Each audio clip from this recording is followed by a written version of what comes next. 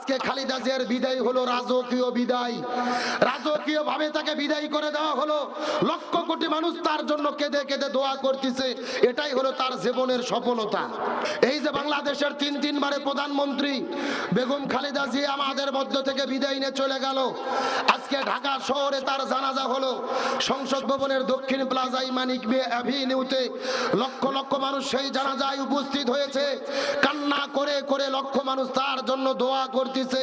আজকে খালেদা জিয়ার বিদায় হলো রাজকীয় বিদায়, রাজকীয় ভাবে তাকে বিদায় করে দেওয়া হলো। লক্ষ কোটি মানুষ তার জন্য কেঁদে কেঁদে দোয়া করতেছে, এটাই হলো তার জীবনের সফলতা। হাসিনা পালিয়ে গেছে দেশ ছেড়ে, বাংলাদেশের মানুষ চাচ্ছে হাসিনা কখন ফাঁসি হবে, আমরা মিষ্টি খাবো। কথা কন না কা?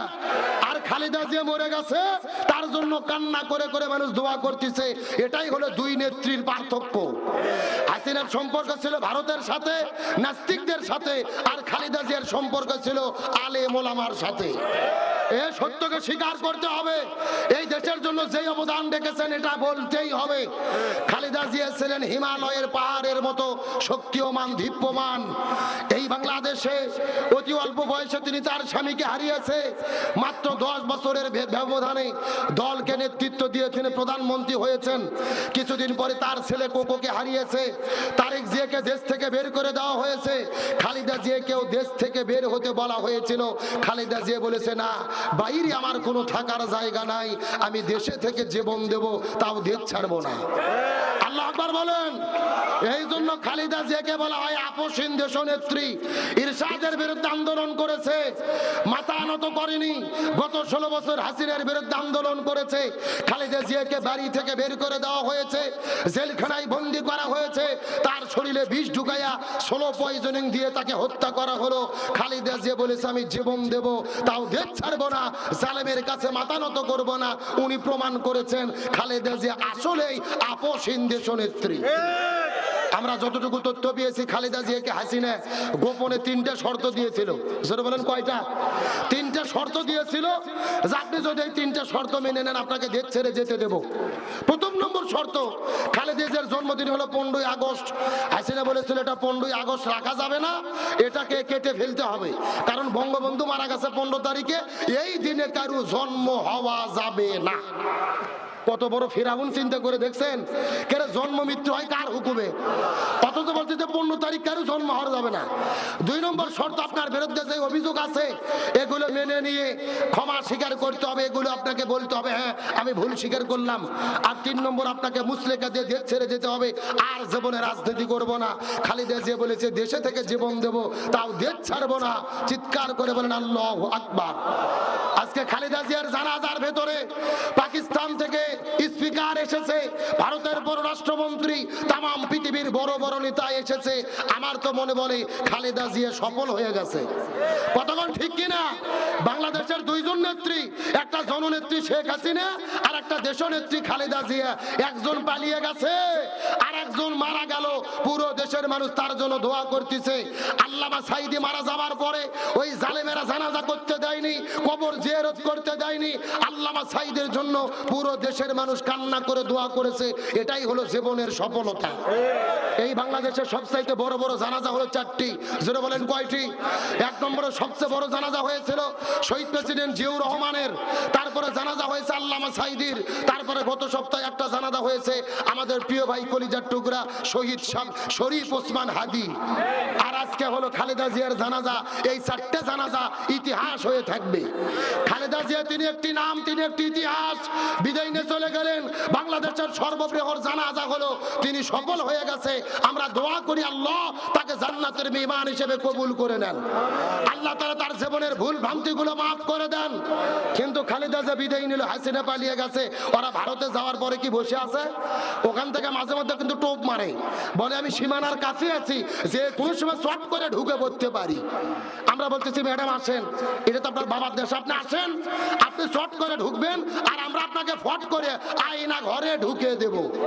এ কথা কন না, গলার ভেতরে ফাঁসির দড়ি ঢুকাইয়া দেব। বুবু আইসো শর্ট করিয়া, ফাঁসির দড়ি তোমার জন্য রাখছি গো সাজাইয়া। রিসেপশনে বইসাই আছি ফাঁসির মালা লইয়া, বুবু আইসো চট করিয়া ফাঁসির মালা তোমার জন্য রাখছি গো সাজায়া। আল্লাহর কোরআন বলেছেন কুতিবা আলাইকুমুল কিসাস, জীবনের পরিবর্তে জীবন, হাতের পরিবর্তে হাত, পায়ের পরিবর্তে পা, চোখের পরিবর্তে চোখ। এই আয়াতের ডিজিটাল ব্যাখ্যা হলো ফাঁসির দড়ির পরিবর্তে ফাঁসির দড়ি। ভগবাইবা তুমি আইবা গো, এইবার আইসা বুবু ক্ষমতা পাইবা না। এ যারা ঠিক বলবে না মনে করবেন এদের মধ্যে ভেজাল আছে। এ ধরে বলেন ঠিক।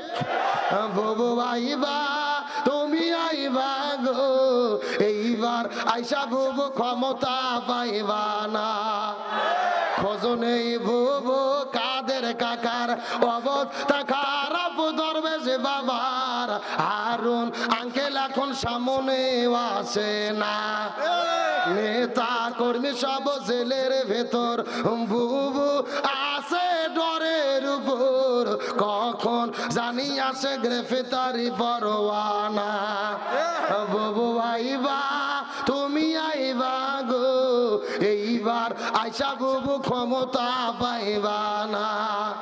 বয়স তোমার 80 বছর, ডাকছে বুবু তোমায় কবর, দাফন হবে কোথায় সেইটা ভাবলা না।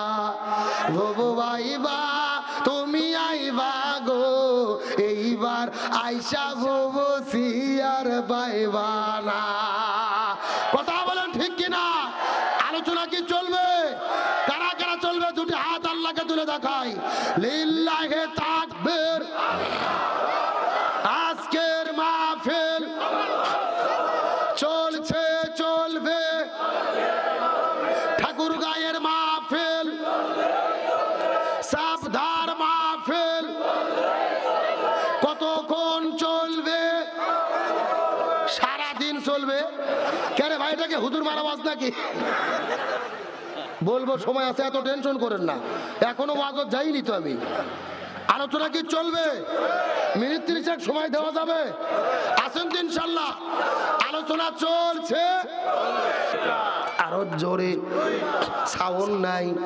আচ্ছা আপনাদের কি কষ্ট হচ্ছে? এই যে আমি বসে আছি একেবারে মাঝখান দিয়ে সোজা, ডান দিকে এক ভাগ, বাম দিকে আর এক ভাগ। আপনারা মুখ বন্ধ করে থাকেন, আপনারা বলেন তো দেখি অধিকাংশ মহিলা জাহান্নামে যাবে, তার পেছনে কারণ হলো কয়টা? আরো জোরে। আপনারা মুখ বন্ধ করেন, আপনারা বলেন তো দেখি অধিকাংশ মহিলা জাহান্নামে যাবে, তার পেছনে কারণ হলো কয়টা? ওরে বাবা, কে রে ভাগ করে যারা সাউন্ড বাজতেছে, তারপর আপনি আলসেমি করতেছেন না? এ ঠাকুর হরিপুরা মুসলমান গভীর মনোযোগ। আর 20টা মিনিট আপনাদের মধ্যে কথা বলবো, কোনো দিকে নজর নাই। ডানে যারা আছেন কথা বলবেন, বামে যারা আছেন কথা বলবেন, মঞ্চে যারা বসে আছেন তারাও কথা বলবেন। সবাই মিলে চিৎকার করে বলেন তো দেখি অধিকাংশ মহিলা জাহান্নামে যাবে, তার পেছনে কারণ হলো কয়টা? আরো জোরে। জোর হলো না। কোন দুইটা কারণে মহিলারা জাহান্নামের মধ্যে যাবে এটা আমাদের জানার দরকার আছে না নাই? আপনাদের দরকার না থাকলেও মহিলাদের দরকার আছে। আমি বলবো মায়েরা বোনেরা আর 5টা মিনিট ধৈর্য ধরে বসেন, আমি আপনাদের কাছে আসতেছি ইনশাল্লাহ বলেন। কিন্তু আপনাদের আলোচনা শুরু করেছি রাসূলের জীবন আদর্শ মানা ফরজ কয় কারণে? 3 কারণ। ধরে বলেন কয় কারণ? 1 নম্বর হলো নবী শ্রেষ্ঠ আদর্শ। আমার বন্ধুগণ মুসলমান ভাইরা গভীর মনোযোগ লক্ষ্য করুন, তার পেছনে 2 নম্বর কারণটা কি এই সম্পর্কে আমার আল্লাহ কোরআনুল কারীমের মধ্যে কত চমৎকার করে বলেন, ওয়া ইন্নাকা লা আলা খুলুকিন আযীম। সূরা কলম 29 নম্বর পারা 3 নম্বর পৃষ্ঠার 12 নম্বর লাইনে 4 নম্বর আয়াতে কারিমা। তাফসীর ইবনে কাসিরের মধ্য থেকে বলতেছি, আল্লাহ তাআলা ডাকতে বলে, হে পৃথিবীর মানুষেরা, হযরত আদম আলাইহিস সালাম থেকে শুরু করে ঈসা রুহুল্লাহ পর্যন্ত যত নবী রাসূল দুনিয়ার মধ্যে আগমন করেছে, আমি কোন নবী রাসূলের চরিত্রের সার্টিফিকেট কিন্তু দেই নাই, কিন্তু আমি আল্লাহ বলেছি ওয়া ইন্নাকা লাআলা খুলুকিন আযীম, আমি নবীর জীবনের ভেতরে শ্রেষ্ঠ চরিত্র দান করেছি। কিছু সাহাবীরা আম্মাজান মাইশা সিদ্দিকের কাছে যাওয়ার পরে জিজ্ঞেস করলেন, আম্মাজান মাইশা সিদ্দিক, আপনি একটু বলেন তো দেখি নবীজির চরিত্রটা কেমন ছিল। আম্মাজান ডাকতে বলে, এ পৃথিবীর সাহাবীরা, তোমরা কি কোরআন পড়ো নাই? সাহাবীরা বলে, হ্যাঁ আমরা কোরআন পড়েছি।